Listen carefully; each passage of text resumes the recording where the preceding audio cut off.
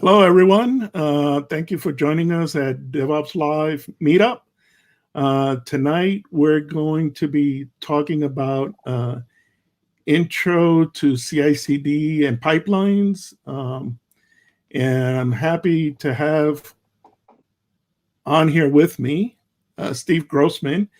He and I know each other from a long time, and we've bumped into each other in several meetups, agile meetups, DevOps Live meetups, and all kinds of different meetups in the Dallas-Fort Worth area. Right now, Steve is a solution architect with GitLab, and he's going to talk to us about some of the stuff he's been doing in teaching customers how to use CI/CD and pipelines together, and how that all works. Before he gets started, I want to mention that to this date, we are still on track to have the DevOps Days DFW happening in August. But just keep an eye on our website at devopsdays.org. If there's any changes, we will post any announcements there or on Twitter or Facebook and LinkedIn, any of the social medias we're on. But for the time being, we're still on track for August. And, like I said, things we don't know with all this crisis happening when things will change. But we will keep everybody informed, through our social media platforms. So for the time being, without further ado, I'm going to leave it to Steve Grossman. Thanks, Steve. Great. Thanks, Mike. Appreciate the introduction. As Mike said, I'm Steve Grossman. I'm currently a solution architect with GitLab. Hopefully you're familiar with GitLab. I think, in these trying times, kind of where a lot of people are working from home, GitLab really shines out because we are the largest 100% remote company. We have really no offices anywhere. All of our employees work from home, or they lease a space in like a co-working space. We have about more than 1,200 employees in 120, or I'm sorry, like 70 countries now around the world. So we've got some interesting information on our website. If you're wondering, hey, how can we work better from home or work better remote? Some interesting information on our website. I've been in the Dallas area in IT now. I moved here right out of college. I've been here for more than 30 years. I've worked for a number of companies in the DFW as a software engineer and a build person. And then I went over to the dark side and started working for various software tools vendors. And I've worked for a number of those over the years, including IBM and CollabNet. And now GitLab. I've been here at GitLab for about a year and a half, almost 2 years. I have a lot of background in the kind of CI or build space, and so it's kind of a passion of mine, along with version control.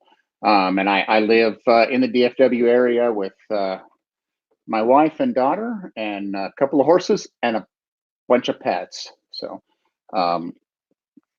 The topic today is really an introduction to GitLab CI/CD. So we'll take a look at kind of the architecture of the GitLab CI/CD system and how that works. And then from that, then we will kind of branch out into actually how it works with the GitLab runners. And then we'll spend most of the presentation really on how do you define pipelines in GitLab. So GitLab itself is a single application for the entire DevOps lifecycle. So we really have everything from issue boards and storyboards, task boards, those kind of things, all the way through the pipeline into deployments and monitoring, and it's all brought back together into a single application. We have a number of different versions. There is a completely open source version that we call that we call Community Edition. And that's a great place to get started. We also have we have an Enterprise Edition. The functionality in the basic free Enterprise Edition called Core is exactly the same as in the Community Edition. The only difference is in the licensing terms, and then we add additional functionality on top of that in the paid tiers. Everything I'm going to cover today is in the open source version. So if anything you want to try, you can download that GitLab and install it and play around with it, or you can sign up for a free account on gitlab.com and you can use all of this functionality. So there's other functionality in the CI/CD pipelines that is licensed. The stuff I'm going to cover today, that's really the bulk of our CI/CD offering, is all in the free tiers. It's stuff you can just go get started with today if this is interesting to you. So the basic architecture of GitLab and the GitLab CI/CD system is that there is the GitLab server, which is a web server and a number of job queues and things like that. And then that connects to one or more servers or machines or virtual machines where we have what we call the runner. And the runner process is really what does the work of a build or a deploy or things like that. Most organizations will deploy a runner server, and we'll talk more about what that looks like and what the options are there for where it can be hosted. But it's very common to have lots of runners. So I have a Windows laptop here beside me that I'm not using. I've got a runner running on there so I can do automation tasks on there. I'm using a MacBook Pro for this presentation. I have a runner that runs on there as well. Plus, I use the GitLab shared runners that are out in the cloud that are, if you want to use them, there's some GitLab runner minutes that are included with the free subscription. So you can use those as well. But the runner is really what does the work. It interacts with the container or the virtual machine or the bare metal to get those build jobs done. So the runner is really, as you might guess, a pretty important piece of how the work actually gets done. And so they run like everywhere, a huge number of platforms, and we continue to expand that. They're written in Go, so they're very flexible. They've been ported to pretty much any place where there's a port of the Go language, and that's really helpful. They are built for Docker. You don't have to use Docker. You don't have to use containers, but that container support is built in. It was there first. And so it works very, very well to use Docker containers as build machines. And we'll talk more about that in the rest of the presentation. It's pretty easy. You install the runner just one time, and then you can actually spawn multiple runner processes from that installation. And it's basically, it's a pooled model. It's kind of easy to set up. There are, you can limit who can use your pool, but it makes it much easier to set up, much easier to get started, and the runners are very lightweight. So there are kind of a few properties of runners, which I'll talk about next. And so runners can be shared or specific, that is, shared between multiple projects or multiple repositories, multiple builds, or specific to a particular project or a particular need. Say, I have this for me. I don't want anybody to use it, like the ones on my laptop. Or they can be shared across, a wide pool of people. They can be tagged or untagged, which means you can tag them for specific purposes. So you may have a runner that is that's specifically for Windows or specifically for building Mac OS or some of those environments where you really need the underlying environment to do the build, and we handle that with a tag on the runner and then a tag on the job in the pipeline that we'll talk more about later. They can also be protected or not protected. And this is really important when you start thinking about using a runner for doing deployments, because a protected runner will only run jobs on a protected branch. So you can protect a branch in your Git repository, like master, for example, very tightly limit who can merge into master. And that in turn is going to limit who can run those deploy jobs and when they run. All set up to be very automatic, very much workflow driven rather than button click driven. So doing the, being able to have protected runners that only work with Git protected branches, I think is a pretty significant part of the security that you need to have to actually be able to to use the deployers or the runners for deployment rather. So to talk a little bit more about those, shared runners, you can set them up and share them, and then they're used by they can be used by any project. They are typically managed by the GitLab administrator. They're set up on kind of a company-wide or an organization department-wide basis. And then they're typically set up to be auto-scaling. Like the ones that are running on my laptop obviously are not. There's a single runner with a single instance of that runner. But the shared runners that I use from our GitLab.com site are auto-scaling. And so when the demand is needed, or when the demand is there, like in the middle of the workday here in the US, it scales up. There may be 20 or 30 runners available. If I were to go look now, in the evening here, they would be, it's probably down to like 6 or 8 runners or something like that. And it'll go back up. You can kind of see it go back up and down over time. Kind of the contrary of shared runners are specific runners that are tied really to a specific project. They can be a pool for that project, but they're typically really for specialized builds.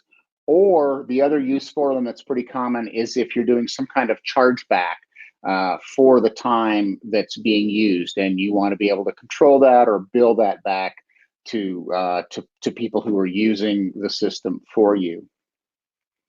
Tagging a runner means that for the most part, that runner will only pick up jobs with the same tag. Now you can say, hey, I want a tagged runner to be able to run tag jobs and also untagged jobs. That's an option. But the important thing is if you have a specific environment that you need to set up, say you're building for, something weird like, Java 7 or something, you may want to set that up in such a way that you have a tagged runner that makes sure you get the specific environment that you need. And I talked a little bit already about the protected and unprotected runners. That can be not protected, obviously can be used for anything. Protected ones can only work with protected branches, and I really didn't mention, but protected tags as well. So that's that's another part of it there. So I'm switching now to an architecture diagram that gives you a little bit more of a visual, I think, of how those runners work. So on the left-hand side, we have the GitLab server. Obviously, it's GitLab. There's a Git repository in there. Inside that Git repository for the project, there is a file called .gitlabci.yaml, and that is where the pipeline is defined.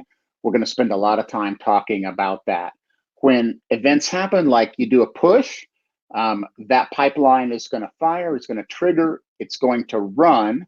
The pipeline coordinator is then going to take that YAML file and pull it apart, figure out from the conditions in it what jobs need to be run in this particular case. You may have some jobs that run on feature branches, other jobs that only run on master branch, for example. And so it'll figure out, am I building a feature branch? Am I building master? Am I building a protected branch? and make the right decisions there and put the right jobs on various job queues. That's all on the GitLab server side. The runners themselves then poll those job queues. So if I have a runner, as I do on the right side of the screen there, tagged for Windows, it's constantly polling the job queue with the tag for Windows, looking for a job. And so as soon as a job comes in with a tag of Windows, it's going to pull that job and pull it down to the runner, and then do whatever the job says, which is really the imperative part of the YAML file, or the pipeline definition. And it uses HTTPS for all of that. So you don't need to open special ports or things like that if you're running in a kind of a disconnected or a distributed manner. A kind of a common use case is we have a lot of people who have their code in GitLab.com, because you could have unlimited private repositories on GitLab.com, and but then they run the runners on hardware or virtual machines behind their firewall on their premises somewhere, or in their private cloud. And so it's very helpful that we don't have to mess around a whole lot with punching through the firewall, because it's going to use HTTPS for that. So the runners are tagged, they're pinging the job queues. When they find a job, they pull it to the runner and then act on it appropriately. So it may be that the job needs to run in a container that has Maven.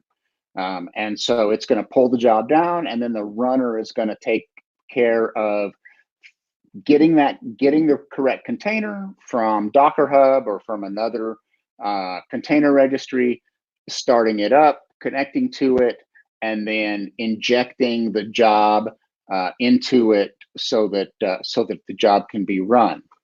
And so one of the first steps there that it does is actually going to be to clone the Git repository, so it has the source code to work on. And then whatever else is laid out, but that all happens automatically. You don't have to tell the system that every time. We assume if you're running this, you're running this job against this code base, that you want this code base, and so we're gonna clone that. There are definitely some options there that we have for when you can, for controlling that and controlling when the runners run and what jobs, that we'll talk about later. So the runners themselves, they run on Linux. That was kind of our first, the first place we ported them to, or that we built them for. All the common Linux flavors are really supported. I've even seen runners running on Raspbian, on the Raspberry Pi. We're currently working on building a runner that'll run on ZOS, or ZLinux rather. That one's not done yet, but it's in progress. So they run on their runners for Mac OS and Windows that I've already talked about. And as well, they can run in a Docker service or a Docker machine, or in a Kubernetes cluster. So kind of depending on, the maturity of your organization and the hardware, or the virtual machines that you have available, you can pick a good place to run them. And then that's really where the runner, itself is running, but the runner then does, has what we call an executor that runs inside it. And the executor is really what does kind of the hard work of building the code. One of the most common executors that we have is just a shell executor. I'll show an example of that later when we talk about pipelines, but the shell runner just runs shell commands on the machine or in the container where for the job. So for example, the runner that I have running on my Windows machine, I use the shell executor with that runner, and it's running PowerShell commands. So when I write my pipeline file, when I write the script portion of my pipeline file, I'm putting PowerShell commands in there. On Linux and Mac, it's running Bash. Similarly, there's a secure shell runner, very much like the shell runner. It does require keys and does encryption. Probably the two most common executors that we have are Docker and Docker Machine. So with Docker, the runner is running in a container. With Docker Machine, the runner is also running in a container, but it gives you the auto scaling capability. So as one container, one image is running and gets busy, as ours do in the shared runners, it can add another and another and another. And we have some very large customers, especially in financial services, who are running this way, and they spin up very large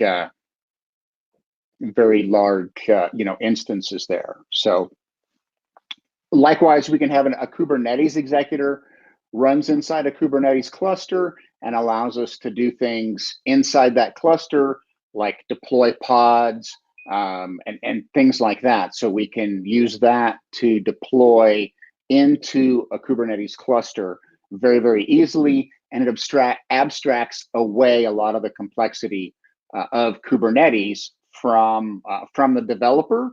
You kind of set a lot of that up once, and then GitLab takes care of all that management and deployment, and the developers really worry more about how do I write my pipelines, how are my builds working, and how do I deliver business value. There's also executors for VirtualBox and Parallel if you're not to containers yet. And I see every day or frequently organizations that are not. And so the parallels being kind of a derivative of VirtualBox are very similar, but they allow the runner to spin up a virtual machine from a template, much like we would do with a Docker container, except instead of instantiating a Docker container, we're instantiating a virtual machine instead. So I do see there's a question. I'm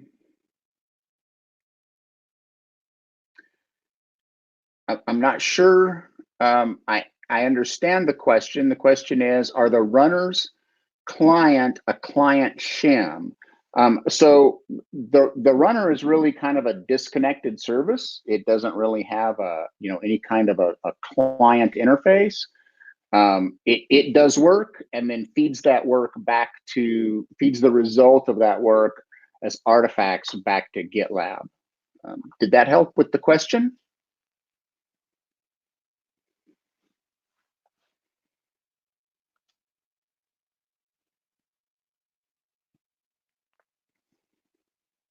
Great, thank you.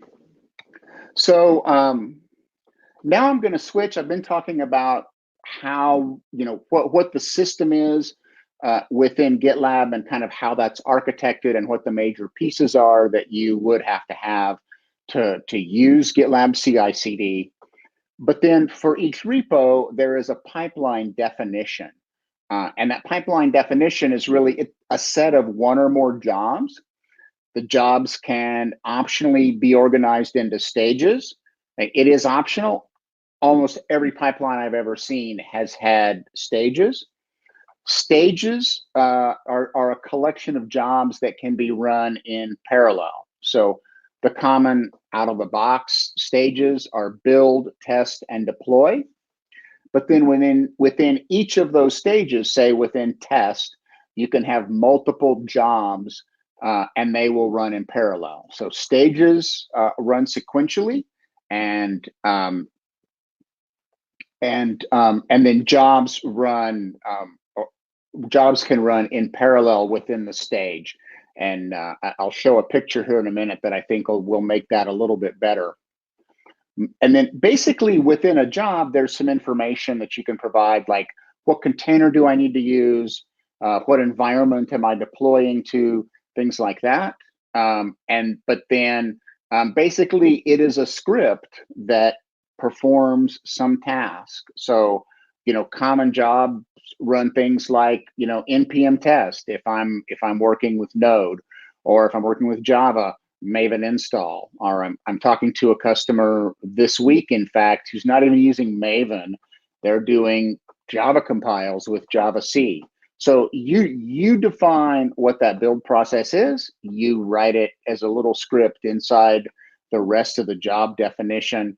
The job definition itself, though, is in a YAML file, which makes it declarative. So most of it is saying, what should the pipeline do? Build, test, deploy. Only a little bit of it, the script of the job, is actually the part that is that does the actual work. And that separation makes the pipelines much easier to understand, as well as kind of making it a little more structured, so you don't have kind of some of the free form flow that you might have if you were defining pipelines, say, with a in a programming language or something. And so the other thing that can be in a job is a definition of the environments that you want to deploy to.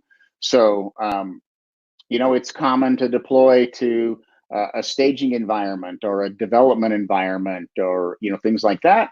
We can actually deploy to dynamic review environments. So for every merge request, we can spin up an environment.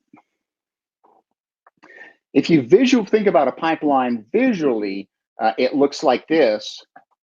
The stages are across the top: build, test, staging, canary, production.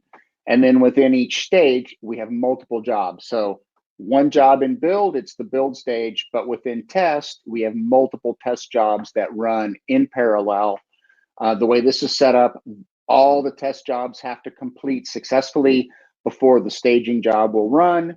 You can say a job is allowed to fail, or you can say that it must run cleanly. And then for our deploys to canary and production, these are manual jobs. So all the rest of these are automatic. They're going to run. This pipeline is going to run up to the staging stage. Here, the staging job, through the staging job automatically on a push. And then, and then somebody has to actually come in, click this button to deploy to canary or to deploy to production. And I say click this button. That can be done through an API as well if you want to trigger it some other way. But in general, think of it as kicking off a job manually. So the GitLab pipeline file is YAML syntax. The default name is .gitlab-ci.yml. It's stored in the root of the project Git repository. We can also have sub-pipelines and include files or includes to it and things like that allow us to store different pieces of it in different places.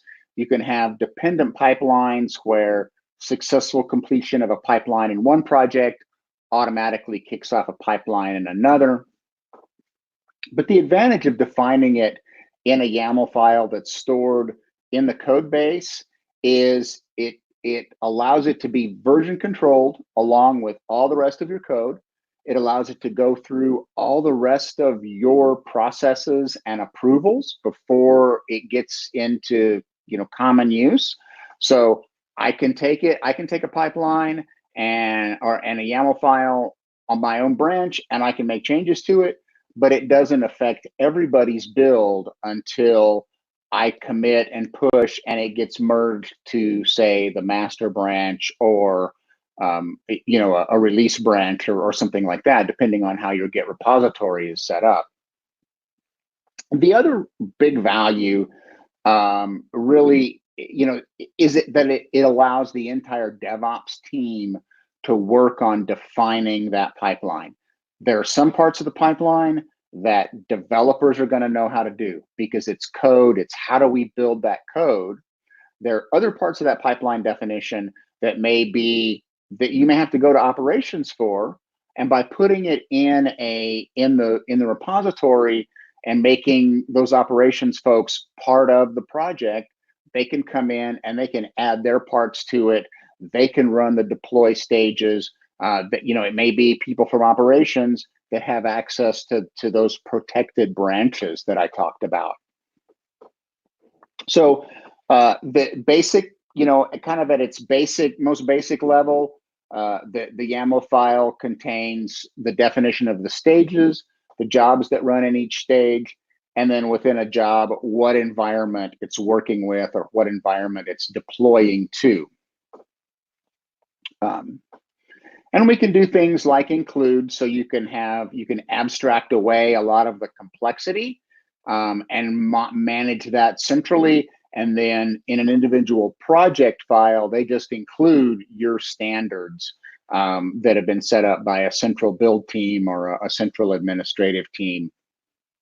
The image and services allow you to work with containers. So if I say image, then I can specify the name of an image. If I'm doing a Java build, Maven build, for example, I may want to use the image of, you know, Maven latest, or, you know, maybe a particular, I would probably never go with latest for a build, actually, because I don't want my build environment to change. I would call out a specific, you know, a specific image there.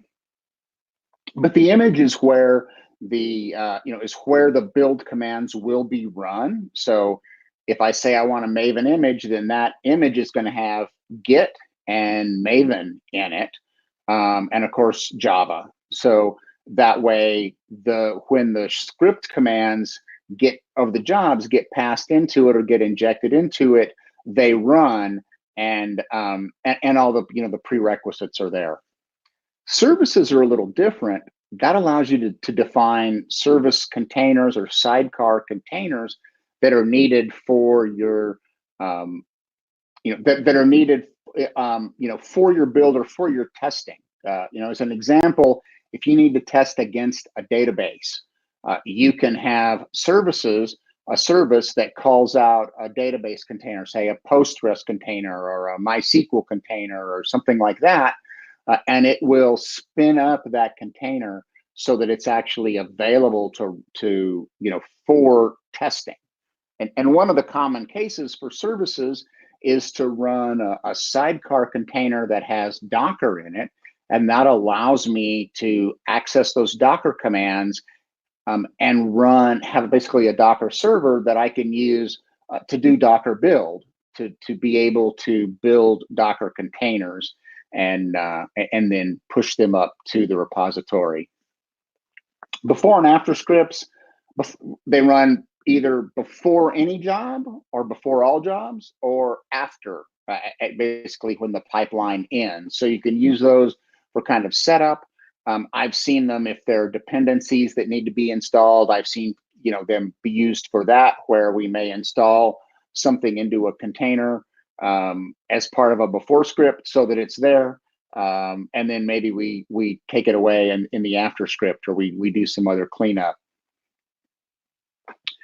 Artifacts are the products of a build, and you spell out, you know, for this build, I'm creating, you know, a jar file, and you give it that jar name, and then the runner will find the jar that you just created and upload it to the artifact storage up on the GitLab server. So it's available to subsequent jobs in the pipeline, and it's available after the fact. You can go look at it, you know, long after the pipelines have run. And so things like job logs are also treated as artifacts. There's really a lot more to the syntax, kind of beyond the scope of what we can cover today. But I think some of the other things that I'd like to touch on are the idea of only and except.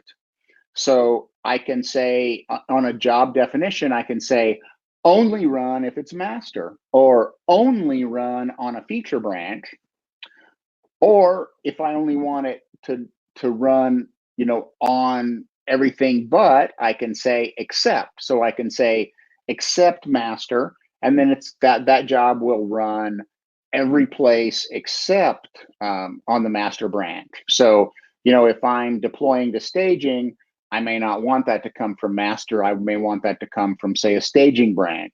And so I could say except master, and parts of that job would only run, on those, in those cases.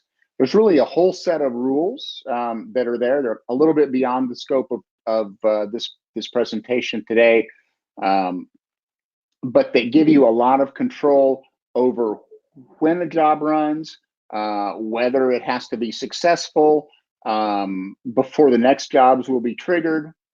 And we've lately come out with directed acyclic graphs. So that allows you to kind of break that model of the stages are sequential, because you can have jobs within a stage and say, well, as soon as one job, the first job in my test stage finishes, we can go on, while the other jobs that we're running in parallel in test are still going on. So there are a lot of options there for for kind of what we control, and I'll show some examples here in in a little bit, and of some actual running pipelines that I have. So, and you may be wondering, well, how do pipelines run? The default behavior is to run a pipeline automatically on a push. So I clone a repository as a developer. I'm working on it on my desktop in my IDE, and I commit, and I make several commits, and then I push. And when I push to my branch up on the GitLab server, the pipeline is going to fire automatically because I did a push. It's triggered. There's no plugins needed. There's no definition, because it's a single tool for the entire DevOps lifecycle. There's a lot you don't have to mess with in terms of, oh, let me authenticate my build job to the Git system and things like that, because it's all integrated together. You can also run jobs on a schedule. I have a customer who's actually using GitLab, a scheduled GitLab pipeline, to back up GitLab, because they're running in a Kubernetes cluster where they don't have access really to cron the way most of us think of cron. And so they have a job in GitLab that runs on a schedule and runs their backup. Being able to run on a schedule is helpful for deployments, say, out to production or to a canary, where maybe you want that deployment to happen at 2 o'clock in the morning. And then notify you if it fails, and otherwise let you sleep. So they can run on a schedule. You can also launch them from the GitLab web UI. You can log in, and there are a number of different places where there is a run pipeline button. From the web UI, you can provide the definition of environment variables that can be used to change the behavior of the pipeline, and then run that pipeline from a button click. They can also be run from an API call. In the manually launched pipeline that I talked about, I showed clicking the button, but there's an API call for that, and I've seen that linked to all manner of different other systems, help desk or service desk type systems, where maybe when something gets approved, it runs an API call to fire off a pipeline. They can be run by a webhook, and they can be run by a chat ops command in something like Mattermost or Slack. So you can a number of different ways that you can run your pipelines. So at this point, I'm actually going to transition over and look at some pipeline examples, and hopefully these will be informative examples for you. I do need to reshare my screen. Takes just a second here.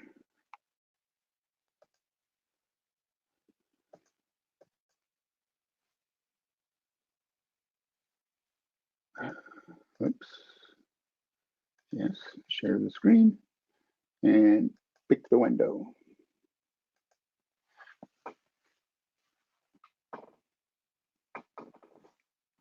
So this is an example, kind of in a lot of ways a very simple example. It's for a Windows.NET framework build. So at the and I have comments up here at the top that kind of explains what it does. A number of variables that we've defined that kind of spell out what the pipeline, what various things are in the pipeline, where to find various pieces that we need for the build, like where is msbuild.exe, kind of a big one if you're, as we are in this case, building for Windows. And then we define our stages. So the stages in this file are build, test, and deploy, kind of what you'd expect. It's pretty straightforward. And I do have a default job that runs every time, and that it runs a before script. Since I'm building a C# application, the first thing this pipeline does, and it does it before every job, is change directory into the C# directory, the CS directory that I have in the file. The build job itself runs in the build stage. And remember, this is a Windows build, and in this case, it's set up to use the GitLab public Windows shared runners on GitLab.com, and those have these three tags of Windows, shared Windows, and Windows 1809. So by specifying those three tags, that makes sure that when this job runs, it's going to it's going to run, excuse me, on a virtual machine that has Windows, that has MS Build, that has NuGet, that has all the pieces that we need. So that makes sure this job runs in the right place. The script then, in this particular case, is really running, it's running Windows PowerShell commands. So it runs NuGet and does a restore. So it pulls down any of the dependencies that we have, and then it runs MS Build from the MS Build path that we had set up above to build the file, to build the project according to the Windows project file. And it caches some things to be used in later jobs, and it also creates some artifacts. And so cache exists only for the duration of the pipeline, where artifacts will exist forever unless you specify something like expire in 1 week. And so artifacts, they're binaries. They can get kind of large. And so it is good to set up an expire in on them, and they will, then they'll get automatically deleted. So nobody has to manage cleaning that up. And a lot of GitLab installations, self-hosted installations, people use some kind of a S3 bucket to store those artifacts because they're not updated very often. They're put out there, they live there for a while, and then they're deleted. And then there's a test job that runs in the test stage, and it just has a tag of Windows. So this job is not going to use the Windows shared runners because it doesn't have the shared Windows tag and the Windows 1809 tag. It's only going to run on a runner that's available to it that just has the Windows tag. And so we had two jobs. And when we look at that pipeline, as it ran, we can see we had the build stage, the test stage, and just one job in each, the build job. And if I look at a build job, I actually see the log of that build, including here where I uploaded artifacts.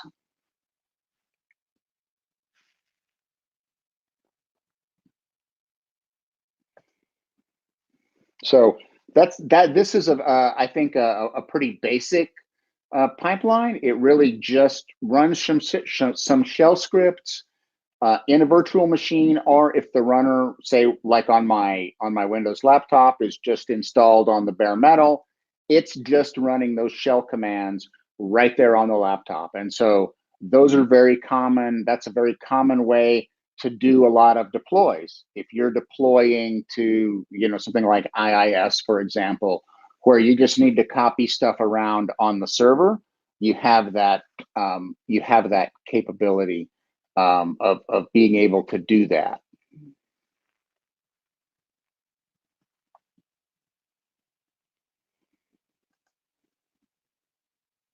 So here's one a little more advanced.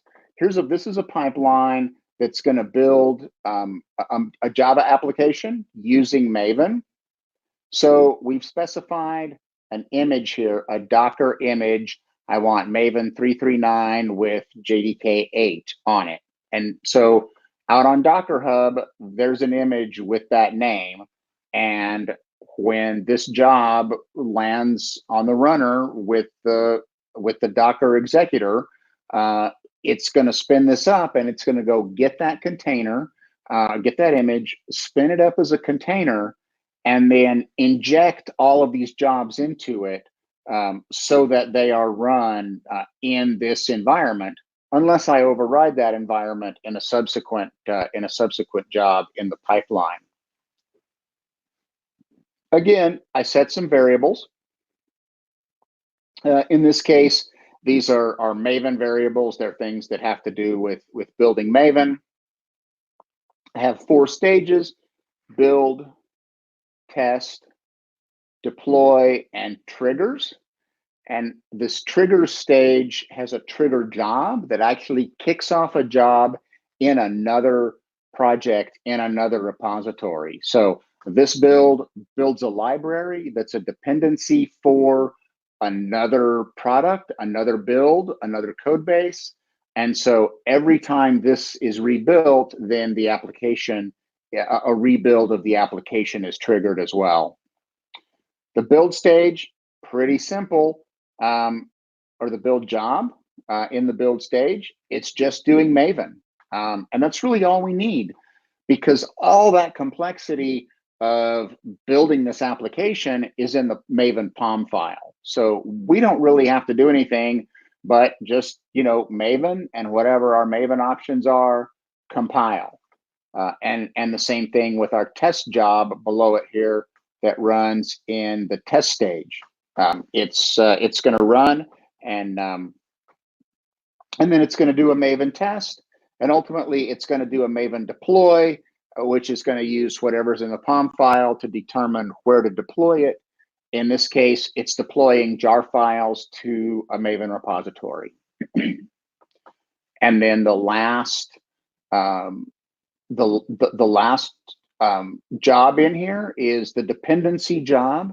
And so it's in the trigger stage. It's in a stage all by itself, but it's going to trigger a build in another project. So this is the dependency. I'm in the simple Maven dep project here. And so I build the necessary jar files in my dependency. And then when those are built successfully, then I kick off the app build. And I have this one set to allow failure true, because I don't want my pipeline for building this dependent library to show a failure if there's a failure in building that downstream, running that downstream pipeline. So we can say allow failure true or allow failure false. In this particular case, it's true. If this job fails, it doesn't cause the whole pipeline to be tagged as a failure, and which means if it's tagged as a failure, then it shows up red or yellow in any badges that I put on the project, or any kind of dashboards where you might be tracking that on a team basis. And as you can see, my deploy job only runs on master, and my dependent job only runs on the master branch. So that's an example of using the only keyword within my pipeline definition. So this allows you to really do a lot by writing very little. And that pipeline looks like this. We had build, test, deploy, and then the dependent job. And that kicks off the downstream pipeline, which I can expand. And my downstream pipeline then did build, test, run. And it needed this library that was created in order to do the build. But this one's green, green across the board there.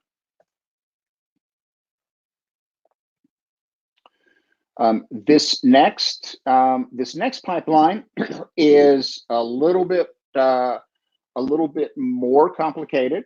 I'm running the build in an image that has Docker. So I set some variables so that I can get to my Docker host. And then in this case, my before script does a login to the GitLab container registry.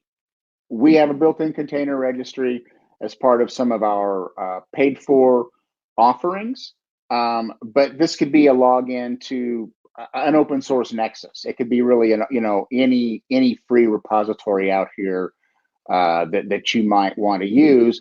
But this is an example of the kind of thing that you may want to do. You may need to log in to Docker Hub or your internal container registry to be able to get to the containers if you have any dependent containers, or to be able to push the results of your build, which is what this particular build will do. So I talked about the services back in the slides a little bit. This is a sidecar image, a sidecar container that's going to be spun up. In this case, it's running Docker and Docker. So this gives me a Docker server that I can use to run the commands below in the various jobs that are Docker commands. Again, stages, build, test, review. And then the build job in this case is called container build. It runs in the stage called build. It does Docker build with a bunch of variables. These are all variables that GitLab provides that are based on various things, information from Git, from the commit that kicked off this particular build, or the push, the commit. So this is going to build and then push to the GitLab container registry with a name that has the commit reference, the commit SHA, and a build reference, a build number. So you have a traceability between what build ran and what container was created. And so we do the build, we name the container, and then we push it up to the Docker, to a Docker registry. Now this one's kind of interesting because it's deploying, if you remember, it's deploying to one of those, to a dynamic review application. So it's going to need to do some Kubernetes commands. So I want this one to run inside Google's Cloud SDK. And by saying it's stage review, that means that it's going to, that this is going to be one of those dynamic environments. It's going to be a review job in the review stage. This job, because it's for review, or for merge review and code review, only runs on branches. We don't want to do this on master. So it's only going to run on branches, never going to run on master. And so here I've defined my deployment environment by naming it review slash, it's going to, and then the commit SHA, it's going to spin up an environment, a dynamic environment for me, in this case in Kubernetes, that that is named with my commit reference, so it can be referenced by the merge request and all of those, all of that other information. Builds my deployment URL, tells me what to do when I need to stop it, and then a little bit of an ugly script here because this is not using Helm. So I end up having to do some stuff where I have to hack some stuff using sed. But as I talked about, these are just shell commands. In this case, bash. So I alter some stuff in some of the manifests for this deployment, and then I get the names of the namespace. If it doesn't exist, I create it, and then I do kube control apply with the manifest. So I push it out into Kubernetes, and then we want to be able to clean that up. So there's a cleanup stage with a stop review job that also does, it needs the Google image, the Cloud SDK image. So we have kube control, and then my script is basically, delete the ingress point, and then delete all the all the pods that were spun up.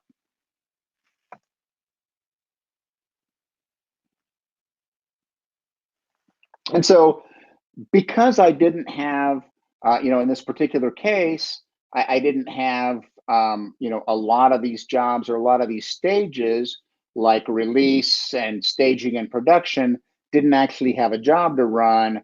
They don't show up because there's no job to run there. And that's part of the beauty of the GitLab CI system is you define all the jobs in one place or in multiple places with includes, but then only the things that need to be run actually get run. So we built the container, we deployed the review, and then stop review is manual. And if I were to stop this, I would it'll run that job and clean up my environment. Last pipeline I want to look at, and I appreciate everybody sticking with me here. This one's a little more complicated. My base image is going to be Alpine, which is a very lightweight container Linux. It has like nothing in it. I mean, it doesn't even have like netstat in it.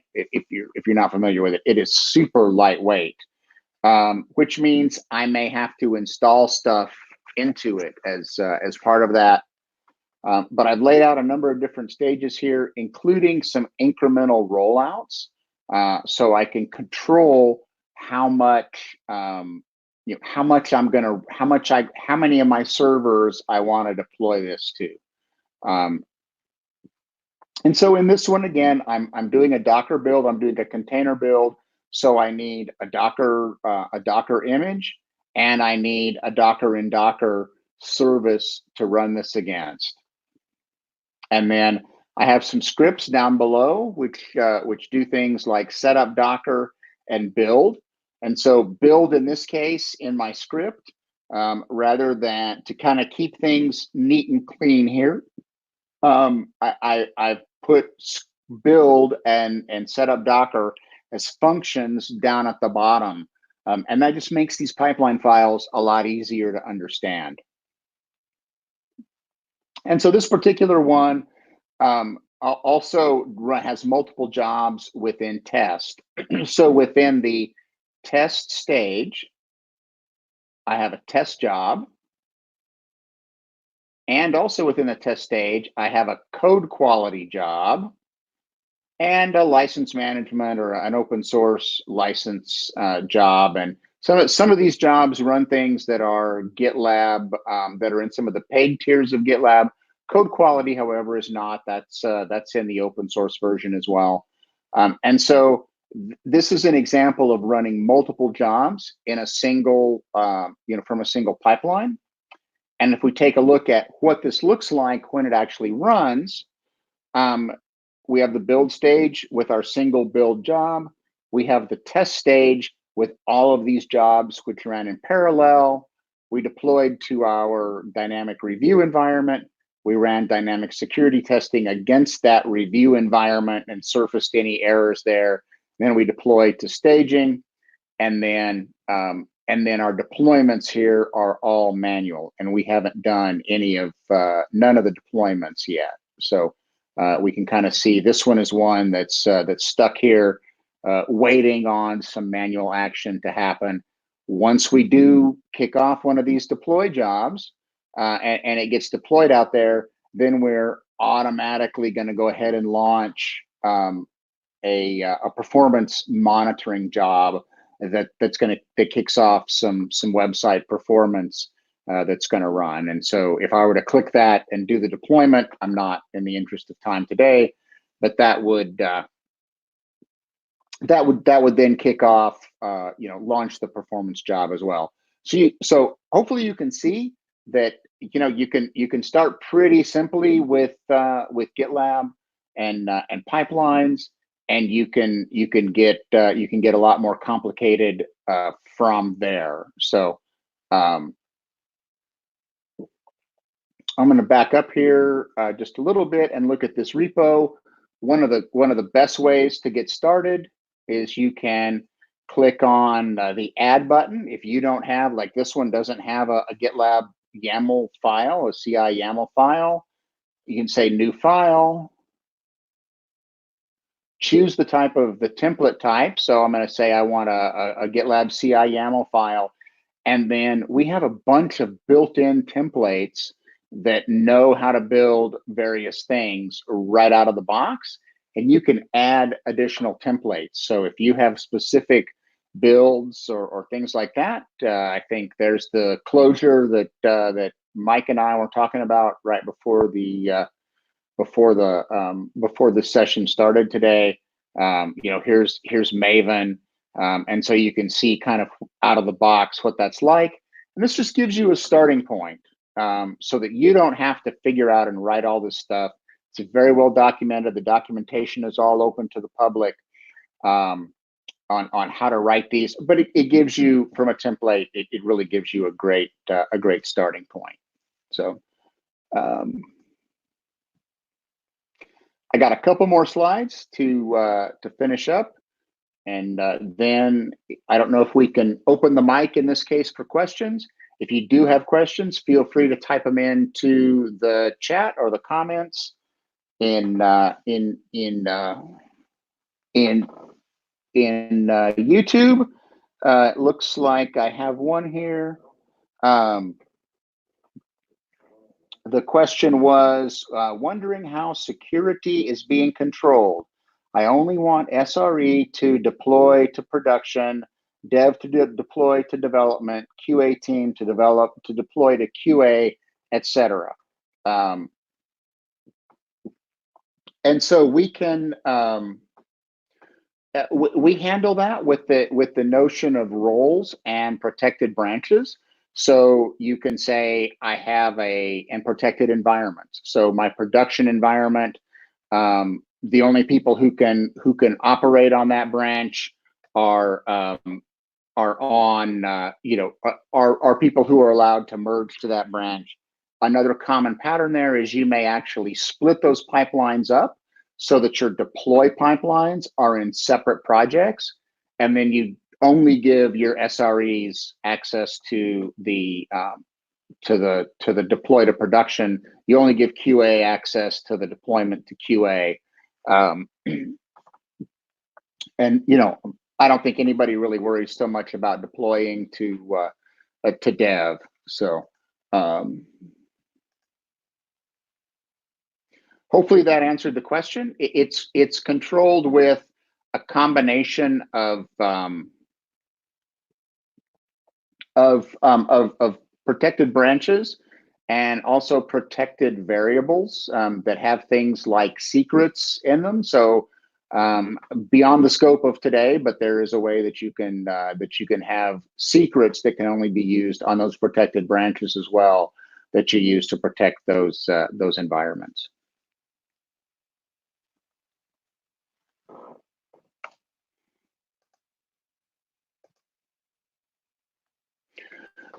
So there's an even easier way than writing the pipelines, and that's what we call auto DevOps. And you just turn that on in a project. GitLab does the rest. It looks at the language of the code. It uses the Docker file if there is one. If there's not one, it uses Heroku build packs to figure out what kind of code it is and how to build it based on convention, not manual configuration. And it works pretty well. And it actually will set up to automatically build and test, run code quality. If you're licensed for those features in GitLab, it'll do security scanning. It can do packaging. It can deploy. It can do instrumentation for monitoring. It'll do as much really as you let it to. You can turn things off in there if you don't want it to do things by providing environment variables. If you set environment variables, say for instrumentation to false, it won't run that job. But it's an easy way to get started. The downside is Heroku build packs take a while to run and download containers. And so it makes some of those pipelines, to me, they take a long time to run.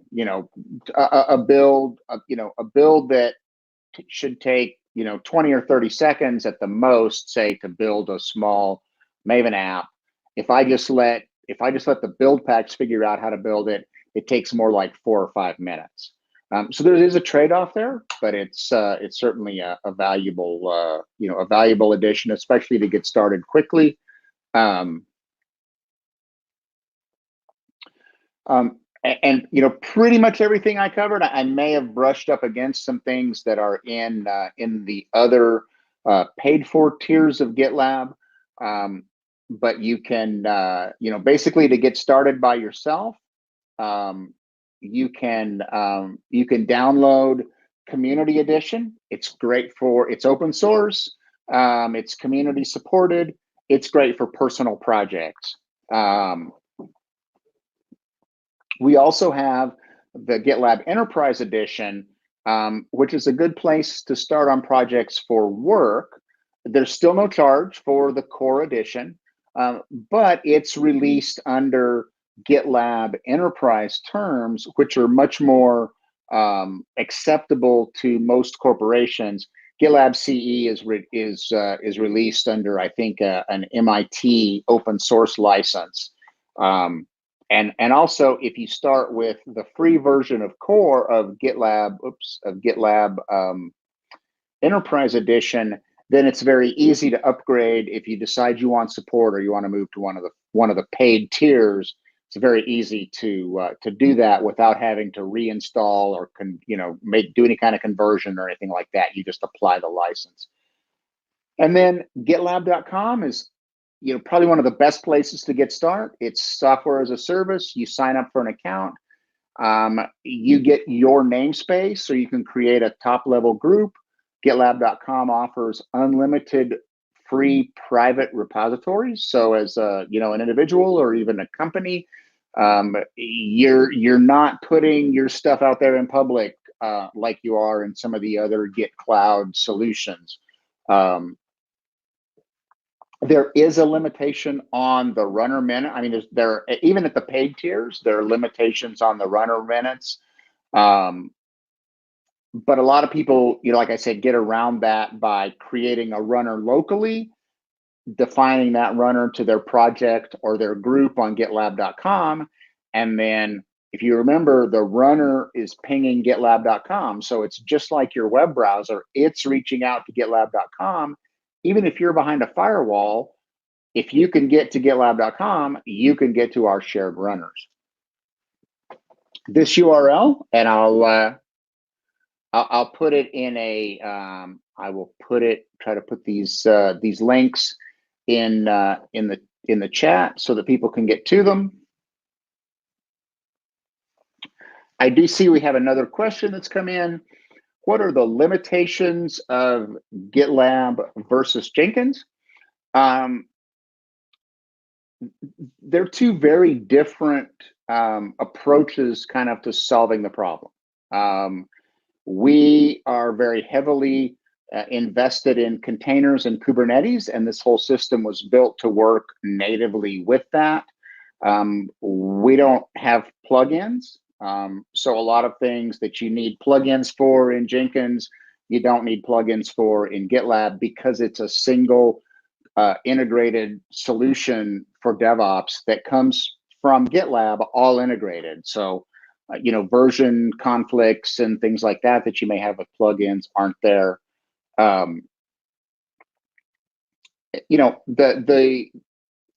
There are a lot of values for using GitLab CI/CD. It's a kind of a common starting point for a lot of people. They either start using GitLab as a Git code repository, or they start using GitLab for CI/CD pipelines connected to or mirroring repos from somewhere else, GitHub or something like that. But yeah, to answer the question, I mean they're different. On our on the documentation for GitLab CI/CD, it talks about, we have some pages that talk about how to convert from Jenkins to to GitLab. But I'll just say they're kind of a different take on solving the same problem. So. We've only talked about one part of GitLab tonight, shameless plug from the sponsor here. We do cover everything from agile planning and portfolio management. Of course, we have Git repositories and code reviews, merge requests, as well as the CI/CD that we talked about today, security scanning, deployment, a lot of those things. And you can learn more about that at about.gitlab.com. So, that's all I have. Happy to take questions if there are any other questions. Can wait around for a few minutes for folks to ask some questions, and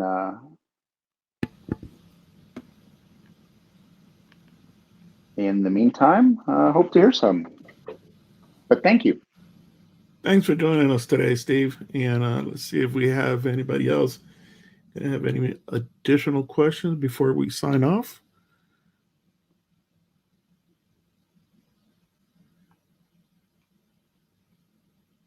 Maybe in the future you could come up with something more advanced on the next stage of CI/CD, something that people might be more, I guess, in tune or doing today in today's world. Okay.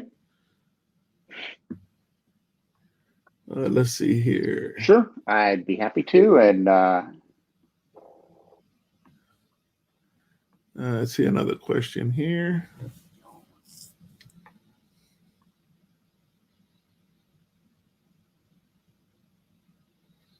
Yeah, the question is, Steve, is can you share some examples of CI files? And in our meetup, there's a section in the comments area where we're probably going to post a link to the slide deck and some examples that Steve shared tonight.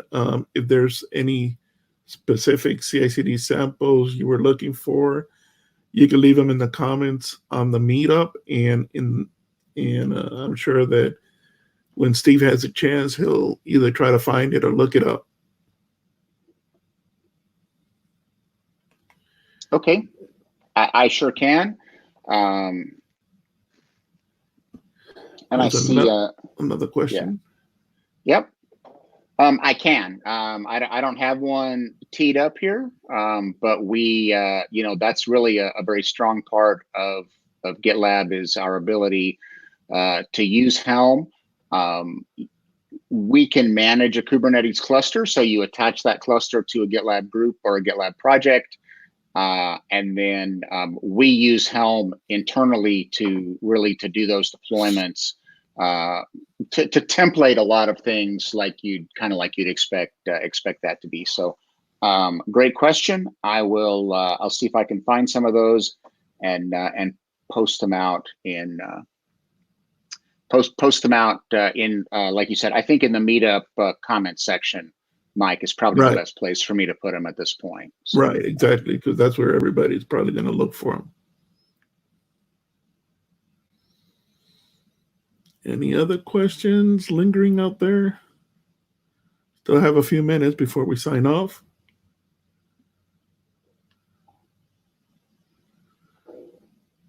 And for those that don't live in Dallas, today was an extremely hot day. Yes, it was. We went from kind of cold to pretty warm and humid, and I guess in a few days it's going to be cold again. Yes, so, it is. I mean, it's not cold. I have a lot of customers up in Minneapolis, and it's never cold like it is in Minneapolis here. So. Oh yeah, definitely. Definitely. And for those that are on Twitter, you could follow Steve on. Go ahead, Steve, your Twitter handle. It is, gosh, I don't even know, Mike. If you've looked at it more recently than I have, I'm a little embarrassed. Yeah, his Twitter handle is going to be, let's see here. You can follow me. Mine is MIKEROSTX. And Steve's Twitter handle, it is, where is it? I just put it in here. ALM there you go. Wiz. That's it. ALM Wiz. You got it. I've had that handle since before it was called DevOps. There you go. Yeah, and we'll be posting anything like there's a lot of online conferences coming up now that are free. Patrick Dubois is doing one called All Talks. I believe it's All Talks DevOps. So look for it posted on Twitter and then just register. It's totally free, and it's going to be a lot of hours, different topics, different people talking. Also, there's going to be it's called the Spring Break edition of All Day DevOps will be posted as well.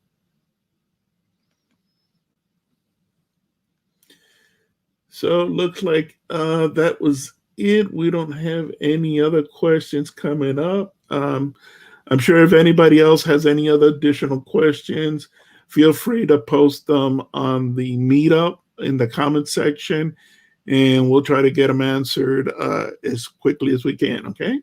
Yep, that'll be great. Okay, sounds great. Thank you very much, Steve. Yep. Thanks, everyone. Have a good evening.